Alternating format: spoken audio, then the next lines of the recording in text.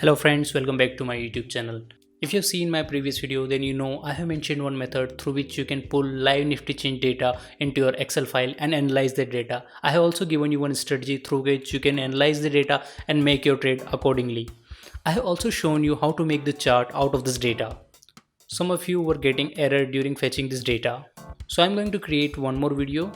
In this video, I'm going to show you different method to pull the live Nifty chain data into your Excel file. And I'm going to show you how to format this data, and I'm also going to give you one strategy through which you can analyze this data. Thereafter, I'm going to show you how you can make the charts. So I'm going to show you 4 charts at the end of this video. I'm also going to mention underlying asset price date, and underlying asset price timing, so that based on that one sheet only you can make your trade and set your stop loss and profit accordingly. Open your Excel file, then go to data, then click on from web. Once you click on from web, it will open this window. Here in the search box you have to type NSE India option chain and hit the enter button. Once you hit the button, it will load the website for you. If any error pops up, then just hit the yes button. Now look for the old NSE website. Now search for old NSE website. Click on it. Let me zoom it out so that you can see it better. Here you can see the arrow button on top left side of the screen. On this arrow, then click on import button and it will import the data into your Excel file. When you clicked that arrow button, it enabled you to import the table from web page. Now wait for few seconds to import this data from web page. Here it will ask you where do you want to put this data into your Excel file. You can select new sheet or else you can put this data into existing sheet. You also have to select the cell from where your data import will start. Before hitting OK button, just click on properties and click on square box in front of refresh.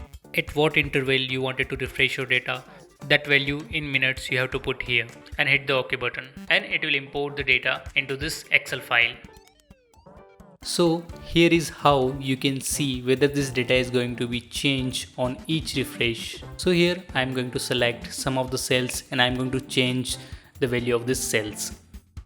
Once I change the value of the cells, I am again going to refresh and I am going to see whether this is going to be updated with new data or not. So here you can see that this data is going to be overwritten by the new data. It means that this Excel is successfully refreshing and you are getting new data from website. But first let me rename this tab raw option chain data. So here I am going to take another tab and I am going to do the formatting of this data and I am going to apply my strategies. I have copied and pasted headers of the option chain data. Let me merge puts and calls column on both the sides. Adjust the width of each column. Let me add one more row above this table. Now let's go to our raw data tab. So whenever you extract any data out of website, you need to make sure that the data you are extracting is real-time data. So here we are going to get 3 things out of this data in 3 different cells. First one will be our Nifty spot price. Second one will be the date of this data. And third one is the time of the data when it is refreshed. All these 3 things we are going to extract from B1 cell. First, let me extract the underlying value of the Nifty. To extract underlying value, we are going to use mid function. Write mid, then bracket, then select the text from which you wanted to extract the data. Then hit the comma button, then write the position from which you wanted your data to be extracted from the B1 cell. Now again put the comma, then mention the length of the data is equal to mid, open bracket, B1, 25, 8, then close the bracket. Now go to the next cell and again write the same function is equal to mid, open bracket, then mention your B1 column, 54, 5, then close the bracket. Cut the C1 cell and paste it into C2. Cut the D1 cell and paste it into E2. Now let's extract date from B1 column using again mid function equal to mid, open bracket, select B1 column, 40, 11, then close the bracket. Let me write above formula cells what this below cells value is going to be representing. All these 3 cells which we have extracted from B1 column are going to be overwritten once we refresh this data, because we have written our formula under extracted web page data. I did this because I wanted to show you that you don't have to put any formula within the range of extracted web page data. Now let's go to our another tab and do the formatting. On the 10th cell below strike price, I'll be putting my spot price. In this 10th cell, you can write directly the formula is equal to mid and take the reference from another raw sheet, or else you can directly reference the value of our spot price from another tab. Right now the data which we have referenced is the underlying asset price. We have to convert it into the spot price. In order to convert this data into spot price, we are going to divide this underlying asset value by 50. Now from the quotient we are going to remove decimal value. Once we remove decimal from quotient, we can multiply it by 50 and we can get our spot price. If we wanted to do same thing in our Excel file, then we have to divide this underlying asset price value by 50. Then we have to remove the decimal value from the quotient by using round formula, and we are going to get our value up to 0 decimal value. It means after decimal it will show nothing whenever we will be dividing this underlying asset price value by 50. Result of this formula, we are going to multiply it by 50 so that we can get our spot price directly. Since we know the strike price gap of Nifty 50 is 50, so we are going to place the 50 gap on the both the sides, upper side and downside of this spot price. Since we are going to write corresponding cell value with reference to strike price, we are going to use index and match function. These functions are very simple. Index, then open bracket, then column to return a value from, then comma, then match, open bracket, then lookup value. Lookup value will be your strike price, and column to lookup against will be your strike price column value from another tab, then comma 0 for getting exact match. If you are following this tutorial step by step, then directly write this formula. Same thing you have to repeat for another side of puts column.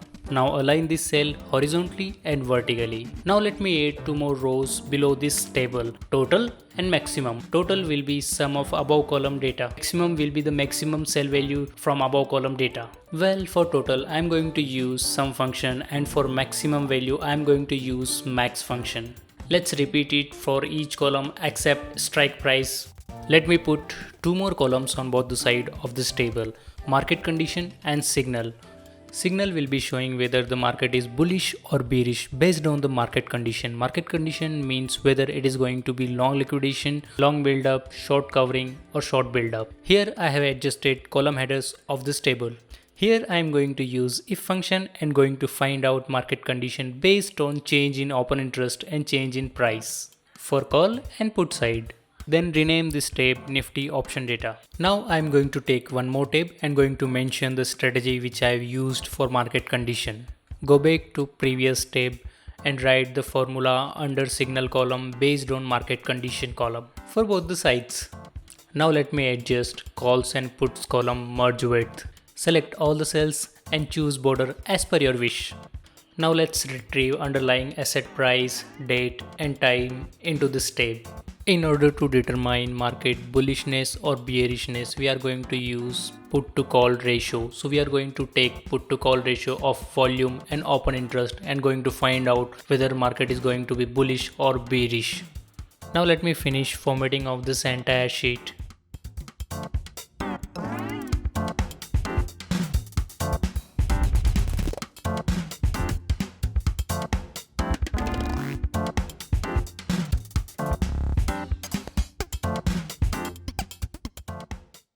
I am going to take one more tab and name it as a chart. Here I am going to represent various charts related to this table. First I am going to give some color to this chart sheet.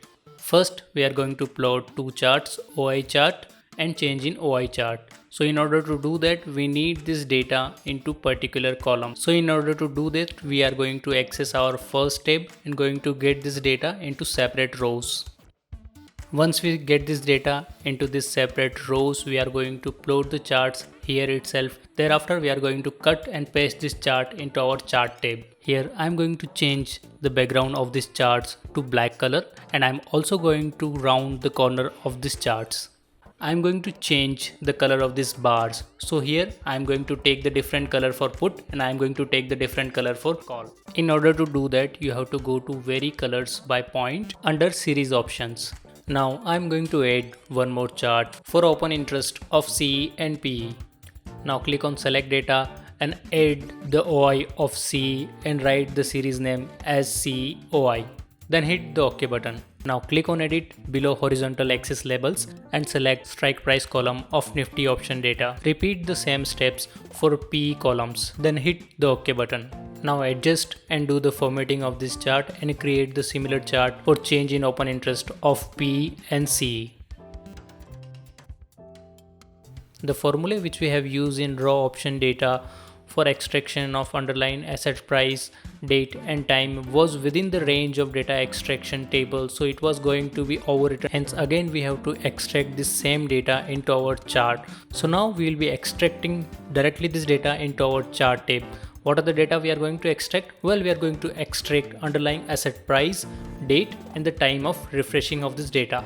I also want my put to call ratio into chart tab only, so that from seeing this data into chart tab itself I can make my decision. Now let me readjust charts and the color of the background and text. Now let me hide the ribbon and minimize the formula bar. This will be your final view of this data.